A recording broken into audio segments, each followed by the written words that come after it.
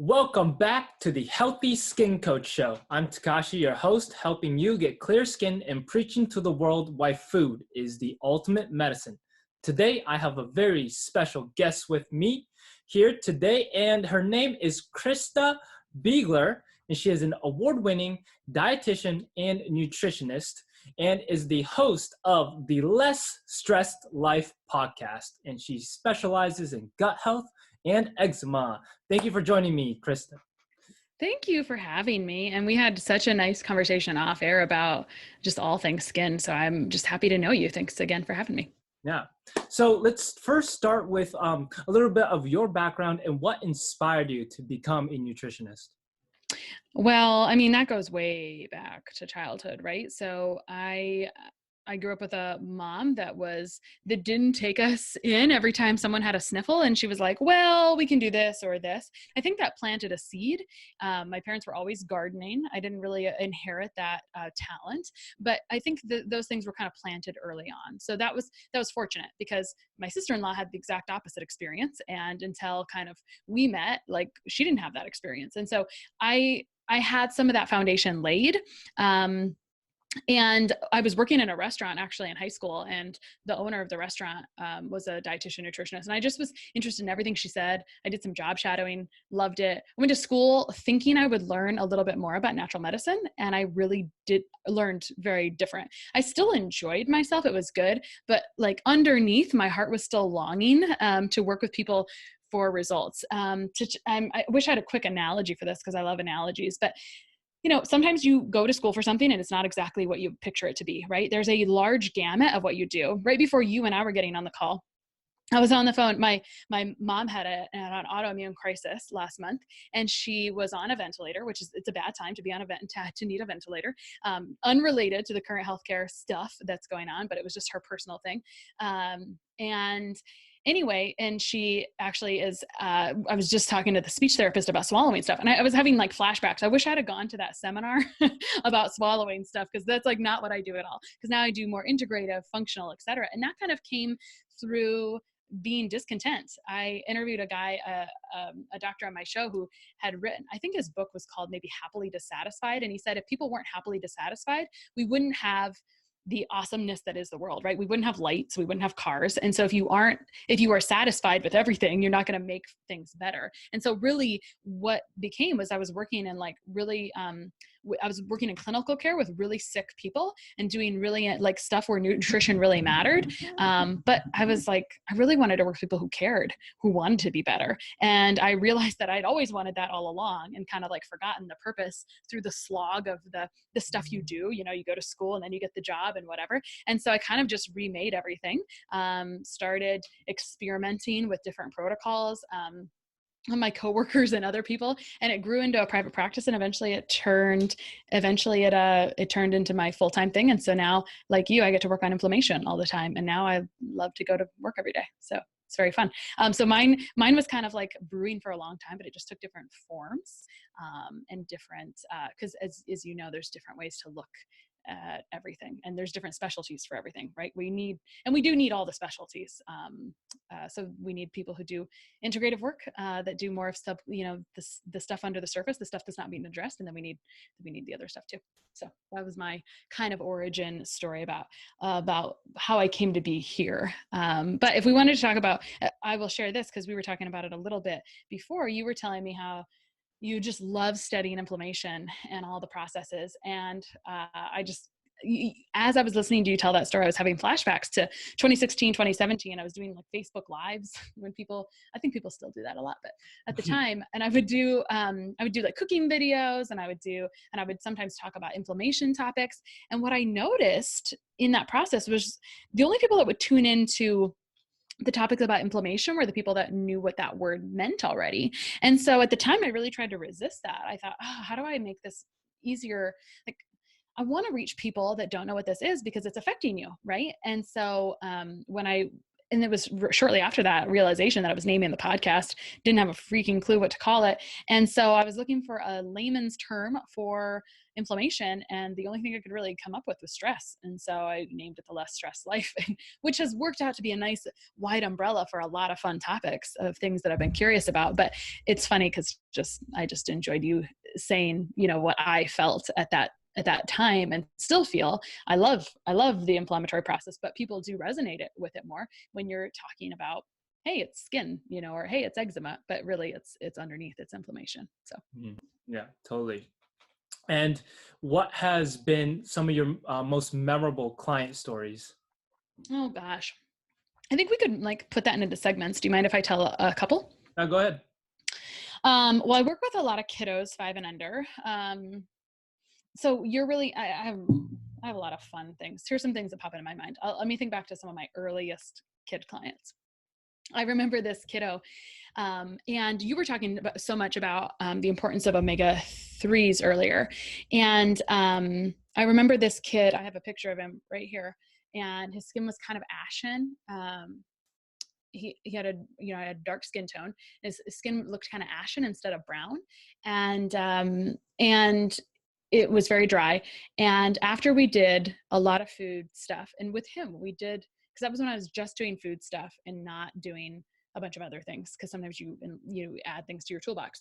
So we did a lot of food stuff, and we did a lot of omega-3 support, cod liver oil, et cetera. And if I look at him, there's zero editing in the photos, but the before and after, this kid's skin changed to this beautiful golden brown just from improving fatty acid status, right? Because that's what the phospholipid layer of every cell, you're improving the integrity of that. And so many cells made this beautiful skin color. So I love that one. This kiddo was also a super taster. This is weird. But I love stories. So he was a super taster. So his mom bought organic cage-free eggs at the store when we were testing eggs for him. And he refused them, but he would eat the neighbor's eggs, their backyard chicken eggs. He was like, these are good. Those are not good. Same thing with pecans. They had fresh pecans where they lived, and he would eat those, but the organic ones from the store, he was like, nope, don't want this. It was just comical because that may not make a difference in general, but he was it was sometimes we just trust people's intuition, right? And so in this case, it was a 3-year-old's intuition. We just kind of went with it. I remember this other child, one time he was improving quite well. And then the family went on a trip. They went on to a vacation home or a cabin, and he was crawling around on the floor of their Airbnb. And I think he was 18 months old or 2 years old. So just getting into everything age, kind of finding all the stuff. And normally we think okay, well, yeah, we're improving our microbiome by being out in nature and whatnot. So they were in this kind of old cabin, and this kiddo, even though the cabin had been cleaned, quote unquote, he found some bat poop. And so, I don't know what he did with it, but he flared like no other. And when we did some gut testing, it came back with the largest numbers of certain pathogens I'd ever seen before, which was super interesting. And we feel like it was really related to that event, which was kind of interesting. I never really looked at it I never looked at oh, what do we have in bat feces? But it was just a really interesting, it's weird what will create a crazy thing to happen. Let's see. So those are weird things that stick out to my mind, because if something's really crazy and I've never seen it before, that's what really sticks out in my brain. What is another one? What are some examples that people ask you about? Let's see here, other things, because it'd be fun to riff. I think riffing about tough clients is kind of fun, really. I remember a kiddo, they had reduced.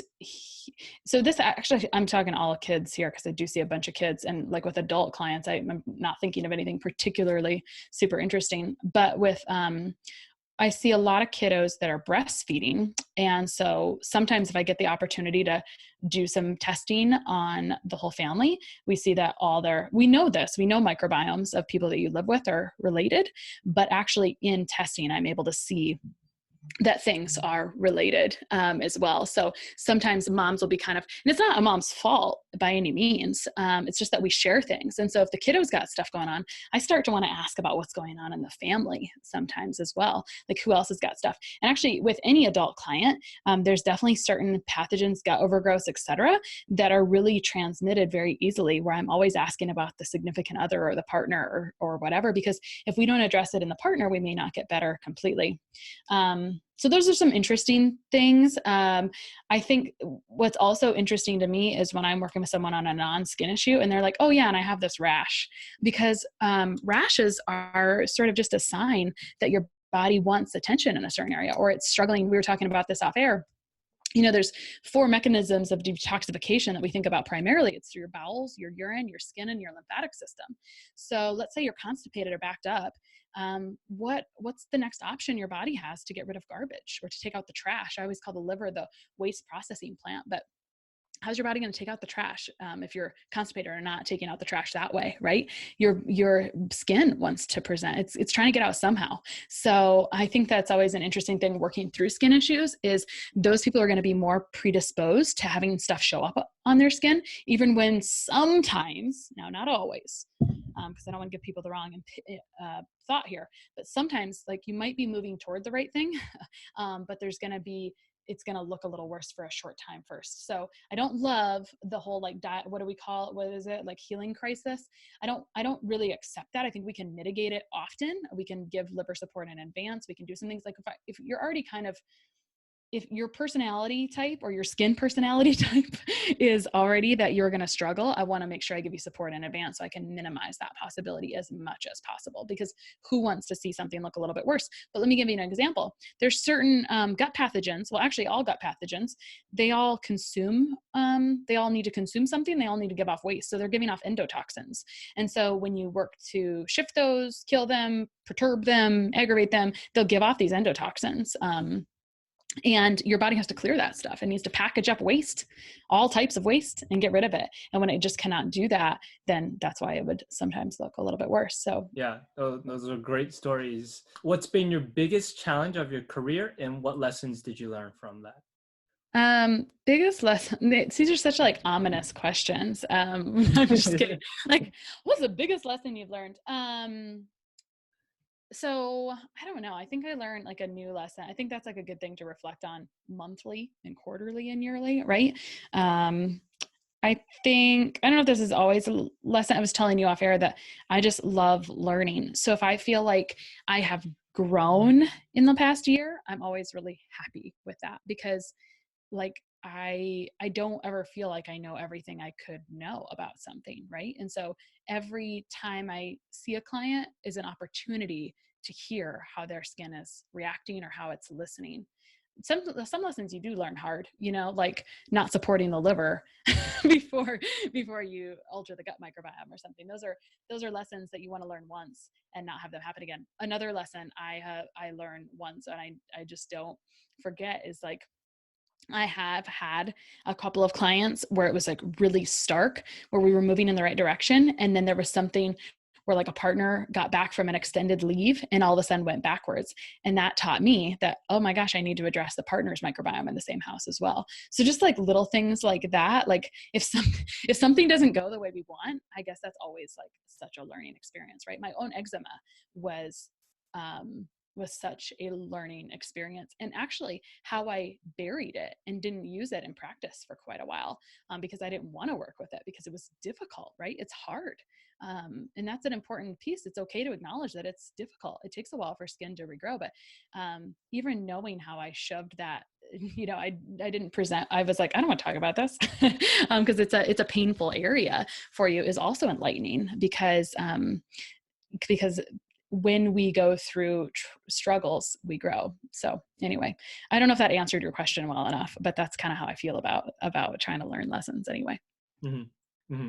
And what are some common misconceptions about skin and about gut health that you run into?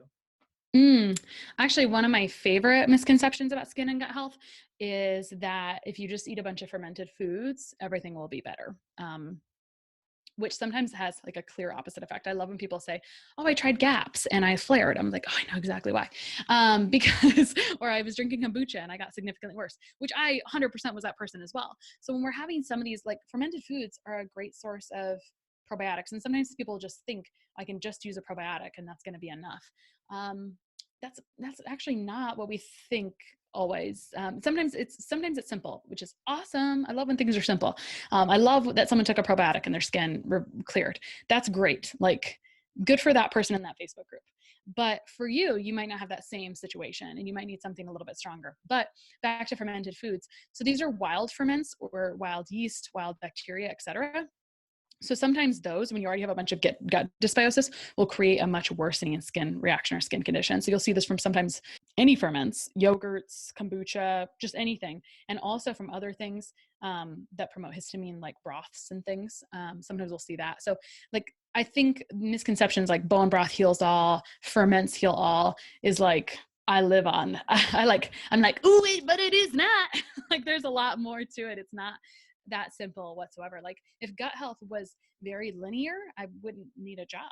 I wouldn't have to have a job because it's not linear. It's a lot. And one of my goals is I want people to understand things when they get done. I want you to understand how to stop this from happening again, how to correct it, course correct, because sometimes we all take a step backwards. You know what the biggest thing that suppresses progress or inhibits progress or makes us step backwards is stress. The physiology of what stress is doing in our body creates gut issues. It creates inflammatory responses. It inhibits the way we digest foods. So we cannot use those building blocks of foods for positive things. That's when food becomes our enemy, when we're not digesting things and using them properly. So anyway, I get off on tangents a lot, as you can tell.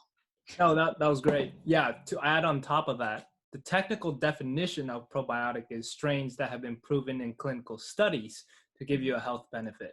So while fermented foods might have live microorganisms inside, technically they might not be probiotics. In the foods, the fermented foods don't really label these strains of bacteria that are inside. So yeah, and also these over-the-counter generic probiotics only show the genus and species of the bacteria. They don't show the exact strains. There's hundreds of different strains in one species of bacteria. So a lot of people get sold on the marketing and the number of CFUs on the probiotic pill. So 2000. So and 2007. And so that's why I partnered up with Skinessa, which has strains of bacteria that have been proven in clinical studies to improve skin quality. So you can check them out on my website. I do like Skinessa. I have them in my closet as well. And I've sent them to some resistant cases. And I found them to be very helpful in psoriasis, specific like refractory psoriasis for sure. And I think I don't use them a ton in eczema right away, but sometimes because I've only met them. I've only known them pretty recently, but you're right. Probiotics are a long topic. But and they've only been popular since about 2005, 6, 7. I remember sitting on a plane one time with a microbiome researcher from one of those Ivy League places. He was headed to some microbiome symposium he was like, I don't know if you've ever talked to someone who mostly works in a lab and not with people, but there's always trouble like trying to make that relatable or understandable. And I would just remember it was funny because he was such a lab dude. Actual application in real life was a struggle. But we were talking about when probiotics first had their heyday, because I remember just being so obsessed with them in college and writing my senior seminar paper. And he was like, oh yeah, that was, it was the early 2000s, kind of around that time when they sort of peaked. But then we still see them so often later, right? It's such a big topic. It's definitely not it's not like a simple topic either, as you were just stating. So yeah, cool. And the last question is, if you can take one food and one herb on an island, what would you choose? If I could take one food and one herb on an island? Yeah. Gosh, that's kind of mean. I mean, one food that feels, but I suppose when I'm there, I can forage on the island, right? And every island would have plantain leaves, which can be a great herb for topical skin stuff that was in for a while. I wish I could like have a supplement instead of an herb only, because I would pick colostrum, which everyone may have different feelings about, but it's such a cool source of like supporting secretory, that first line immune system defense. And it's such an interesting, unique one. Let's see. People ask me these like they're such ultimatum questions. Like, how could I choose one food that I love? I mean, I don't have a freaking idea. I'm literally I'm pondering through my head, what will already be growing there? What will already be growing there? What will already be growing there? I should just take I don't know. I honestly, what would you take? Probably take kale, just because it's I do packed like with kale. nutrients. I do For like me, kale. for me, I coined the term nutritionally efficient foods, where you get the maximum benefit for the smallest amount, and kale's up there in my list of All right, nutritionally maybe efficient. if I've got to think about that, maybe I'll take along some algae or spirulina. Those are awfully dense, but at the same time, I'm sitting here thinking like, what's already there, and I can't get otherwise. What can I not forage from the island? Anyway, and herb otherwise, man, because I just really I love herbs as well, but I just feel like, well, you're on an island, and so you can relax. You don't need adaptogens. I'm gonna eat every plant on the island, so my microbiome is going to be awesome. So I'm not going to need a bunch of other gut balancing stuff. Like, I'm not going to be getting sick because I'm by myself. So I'm just thinking about support, and I'm like, well, I just want some like missing nutrients that I wouldn't have otherwise. Like on the island, how are my proteins going to get met? Should I take along some collagen or something like that? These are this is the inner workings of my brain. Like, what is not covered already? I'm going to need some time to think about this and get back to you. Got it. First story. Sure. Since we're going to be talking about mine later. Yeah, sure. So I've always had eczema, just a little bit here and there. And then I had severe acne in college, and I went on all the drugs, Accutane, whatever, antibiotics. And then last year, I just had severe eczema, like debilitating. Like I couldn't work, and I was bleeding all over my bed. And I'm like, why is this happening to me? I'm young, and I'm so tired of the steroid creams. I was probably prescribed 20 in my lifetime, and I'm like, there's got to be a better way. So I just dove into the science behind healthy skin and gut health and inflammation. And I just discovered things that no doctor or dermatologist will tell you. And quite frankly, I don't think they know. I don't think they understand inflammation to the level that I do. And I'm like, man, I have to share this with the world. So I created a YouTube channel and a podcast, and I'm just trying to create content every single day and trying to help people. And I get messages from all over the world, like girls from Africa and South America, like they're suicidal with their skin, and it's just severe psoriasis or severe acne, and their doctors don't do anything. They just give out more creams, and that's not the right way to heal. And I've publicly stated that in my lifetime, I want to eradicate eczema with the proper coaching and education. So yeah, that's my story. Cool. Were you dealing with topical steroid withdrawal? Like, do you feel like it was that to some extent or not? Yeah, I mean, it could have been. I mean, I've been using it for so long, on and off. Yeah, I mean, way longer than the recommended 2 weeks. And my skin is definitely thinner and more sensitive as the years went by. Yeah, my skin is super thin, super sensitive. Yeah, but thankfully I don't have the crazy withdrawal symptoms that I see some people where they have like red skin syndrome, and it looks bad, and I feel so bad for them. I don't know who to blame. Like, the doctors need to tell their patients that you can only use it for 2 weeks. Yeah. And if it's not healing, yeah, if it's not healing, then, well, one, it's suppressing the natural, body's immune response to some food allergen usually. And yeah, if it's not healing within 2 weeks, then obviously it's not working. So Right. um, There's no other tools in their toolbox, or they don't have great tools in their toolbox. I've met some cool dermatologists, just like 2 or 3. And there's in your area, there's a cool conference. Do you know Dr. Sivamani, who does Ayurveda and dermatology? mm-mm. So he's an integrative guy. I mean, he's just got an Ayurvedic background, and so he has a thing for teaching professionals about skin stuff, which is obviously, as you're stating, like a gap. And it's in Sacramento in October, and it's called Learn Skin, and I'm planning to go to that. But it's like a weekend thing, just dedicated to integrative dermatology stuff or integrative skin stuff. So anyway, that might be something. I don't know how far you are from there, but I think you're in California from what I saw. I Yeah, think you're in Los LA. Angeles. Yeah. Where are you located? I'm in South Dakota. I'm in the middle of nowhere. Okay. So yeah, so thankful for the internet, even though the last couple of weeks have been, I'm like, oh, usually it works a little bit better than this, but not right now. So I hope we don't have any tech issues. I'll just say that in advance. But Yeah. well, your story is powerful, right? Because, and the other thing is, I think when you've gone through a condition, because I had eczema as well, and not, I just had a short-term severe stint. So it was for quite a while, short-term severe stint where it was like, I don't remember how long it took me to really clear.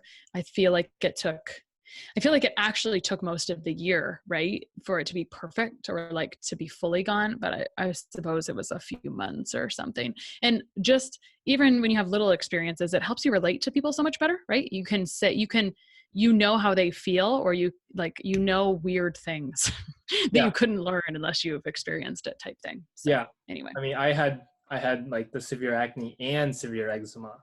Mm-hmm. And so I can relate to, so many patients. And So how long did it take you to get to a place where you were feeling better? Because you said you hit kind of this bottom where your sheets were bloody. So how long did it take before you could see progress, and then to where you were pretty happy? yeah, It takes a long um, time. I was probably suffering for 3 months. And then I've tried everything during when I was trying to heal. Mm-hmm. We're talking psychedelics as well, Mm-hmm. trying to reduce the inflammation that way. And Are you talking about ayahuasca? I did DMT, LSD, shrooms. Mm-hmm. Um, yeah, I was trying every The grand experiment. Yeah.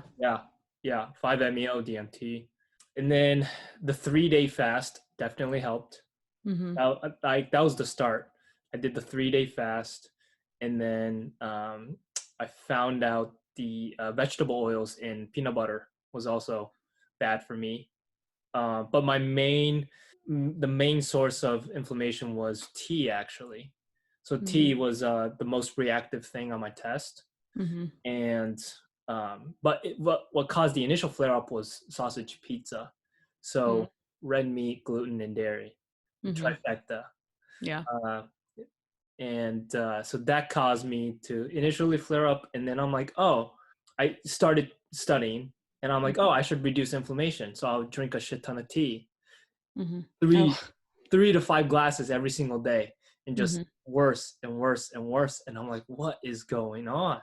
Mm-hmm. But yeah, it's just Right. And sometimes we create, I always think like whatever if we're in the hole, then we start to create, reactions, because our immune system's just, freaking out essentially. So whatever we're doing at that time sometimes becomes the thing, but it's different for everyone. It's interesting. I always enjoy hearing people's stories, because like you said, I think our toolbox is smaller than it should be yeah, for options, for yeah, sure. So. yeah. All the clients like reaching out to me, their diets are just horrible, right? Yeah. And now I'm like super obsessed with inflammation and the actual chemical compounds and biomarkers that actually create inflammation. So you're Yeah. probably familiar with leukotrienes, prostaglandins, Yeah. arachidonic acid. omega-6s. Yeah, and now I'm like obsessed with learning about omega-3s. I would say 90% or more are omega-3 deficient, Right. and that's such a huge problem. So that like one of my overall goals is to get the knowledge out there. Right. Yeah. Yeah.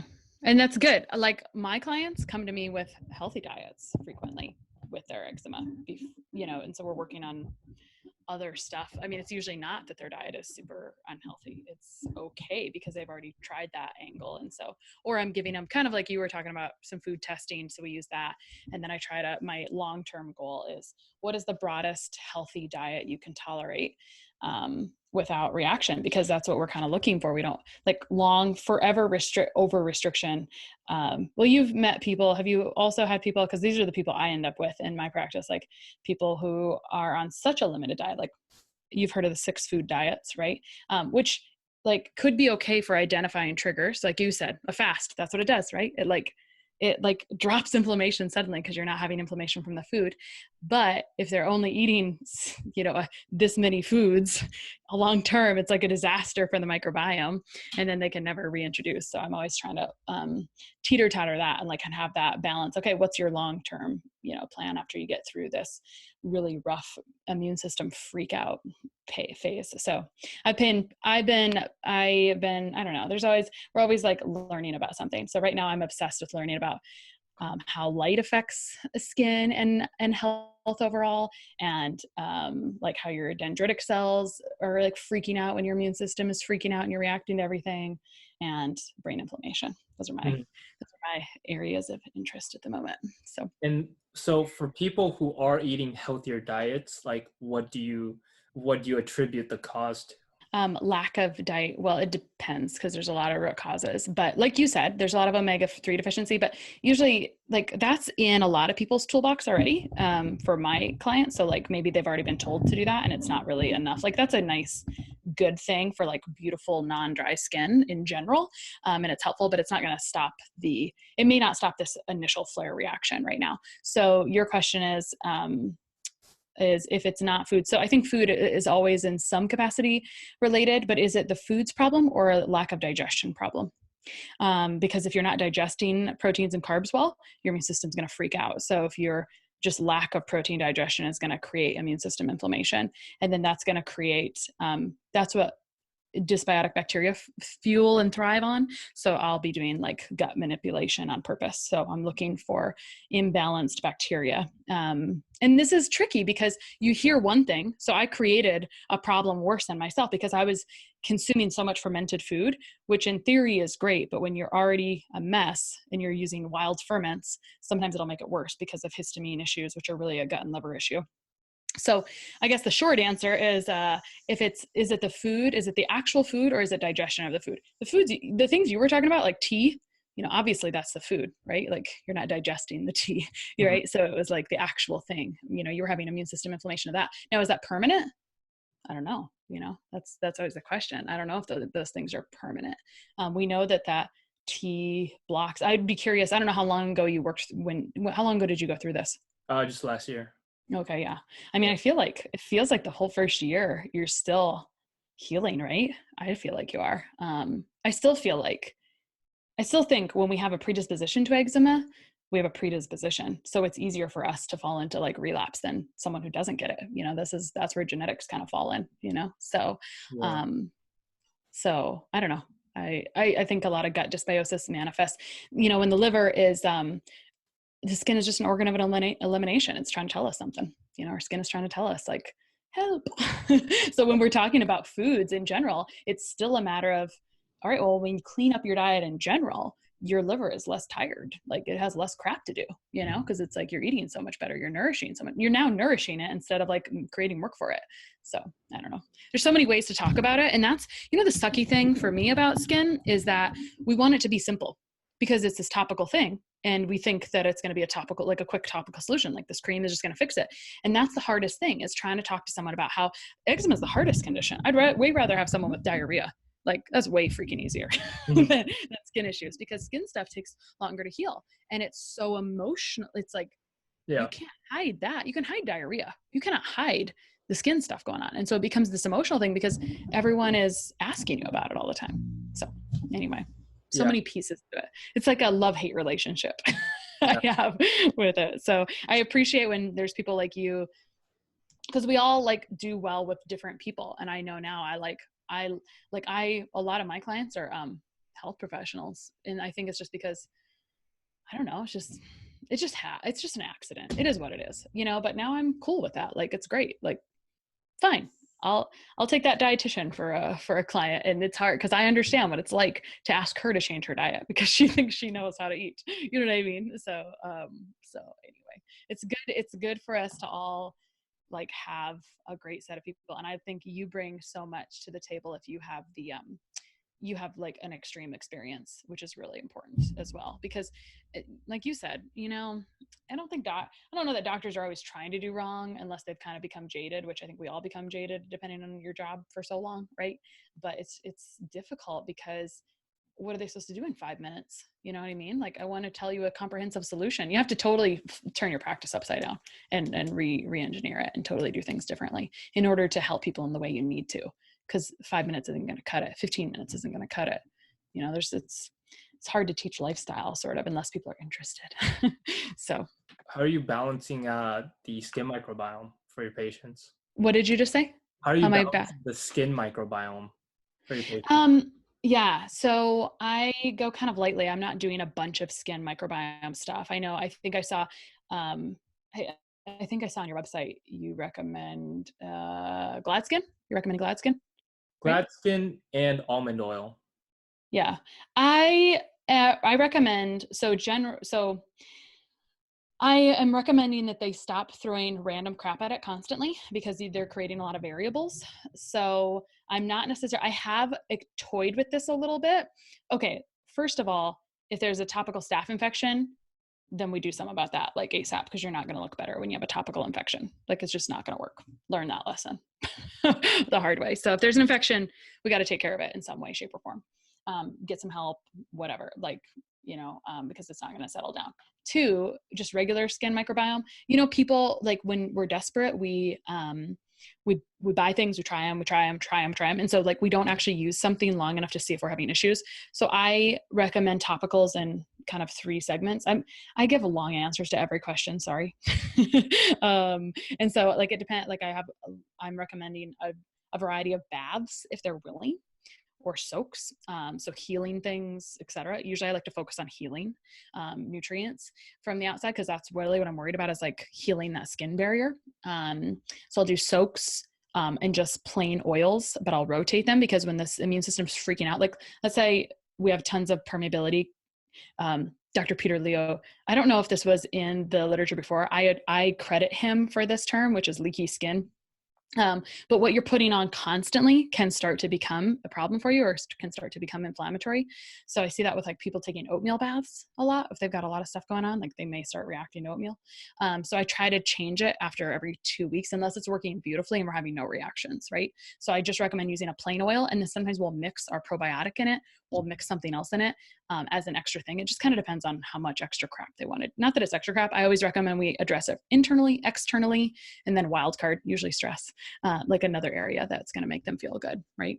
So that was a long answer, but like, I'm not doing like, you have to buy this product necessarily. I'm trying to keep it simple, because I'm usually trying to manipulate a lot internally, because it grows in from the inside out. So Yeah, I mean, the reason why I recommended the almond oil is because it's simple, and a lot of the over-the-counter products, one, the synthetic ingredients are leaking into the bloodstream, and that's causing long-term damage. And then 2, most of them are alkaline, so it's disrupting the acid mantle.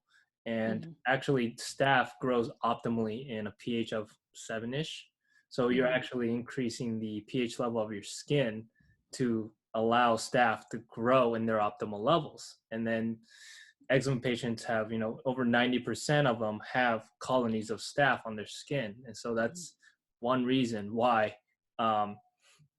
their symptoms aren't healing. It's because they're using the wrong products. Yeah. Are you, do you ever see reactions to almond oil?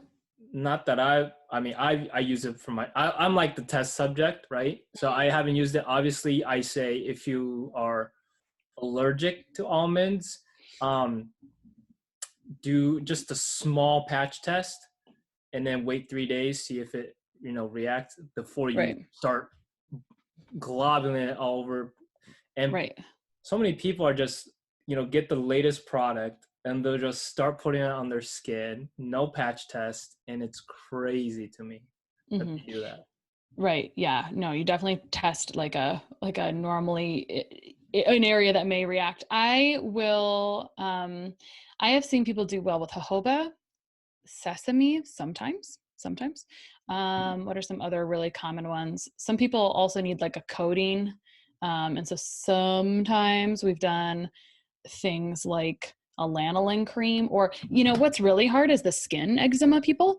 So sometimes we'll do gloves in a bottle, which is not like, it is an over-the-counter product, but like it is helping create kind of a skin barrier, and it seems to help. And I'm like, I want to use things as natural as possible, but I also want them to see a difference as well, right? And so it kind of provides that softening.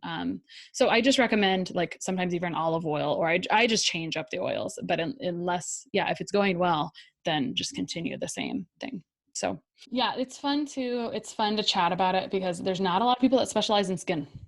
And I don't specialize in skin because I wanted to. It sort of just found me, right? Like someone was looking for someone to talk about it, and then I talked about it, and then you help people with it. And it's like, oh, so many people need this, obviously, right? Like, and they need all levels. They need everyone. They need as many people we need as many people in this group as we can get. Yeah, So. I mean, like I studied finance in college, Mm-hmm. and then last year happened, and I was never satisfied with any dermatologist. They've never asked me once what my diet was like. I'm convinced all of them are just don't know anything about food and nutrition and how it creates inflammation. So that's why I started this coaching business. Whenever I like to interview the occasional dermatologist just to understand them, but they definitely do think externally because that's what they've learned, and so they haven't learned. No doctor does any nutrition. If you're talking to the right person for that, no doctor does nutrition in med school. They just, it's like a class they slept through, essentially. It's like one tiny class. And until they have a personal experience, it doesn't hit home. It's sort of like you right now, right? Or me, if we hadn't had personal experiences, we probably wouldn't be serving this population either. So it's a tricky thing. So I always try to give everyone as much grace as possible, right? Because like we're all still learning. I love to learn, so we're always still learning. Yeah. I mean, I focus on skin because I know that most, but when it comes to inflammation, it's pretty much tied to every medical condition out there. Right. And I'm trying to grow my brand beyond just skin. And I want to be like the inflammation guru on whatever podcast or Instagram. So that's been my goal. Yeah. Yeah. Cool. I mean, it's fascinating when you start reading about the inflammatory biomarkers and how it's related to cancer, asthma, allergies, autoimmune conditions. It's like, and once you like understand that, then it's so simple almost. Right. It's like what you eat is either gonna reduce inflammation or increase inflammation. Right. It's the foundation of how else building blocks are made. Yeah. So. No, that was and maybe we should record and I'll tell you this story, but I have a similar feeling about inflammation, and kind of it's how everything kind of came to be named as such. It's how my podcast came to be named as such because I was looking for like a way to help more people understand, because when I was using the words at the time 3 or 4 years ago, the only people that were listening were people that knew what it was, which meant they were already health conscious. Because the people who didn't know what it was certainly weren't interested in a word they didn't know what it meant, so anyway. Well, yeah, so I try to really dumb it down for people. I totally get that there's complex, long scientific words, but my goal is to really make it simple for the average listener to understand. So Totally. Yeah. All right. Yeah, this was awesome. Thank you, Christa, so much for joining me. And where can the viewers and listeners find you?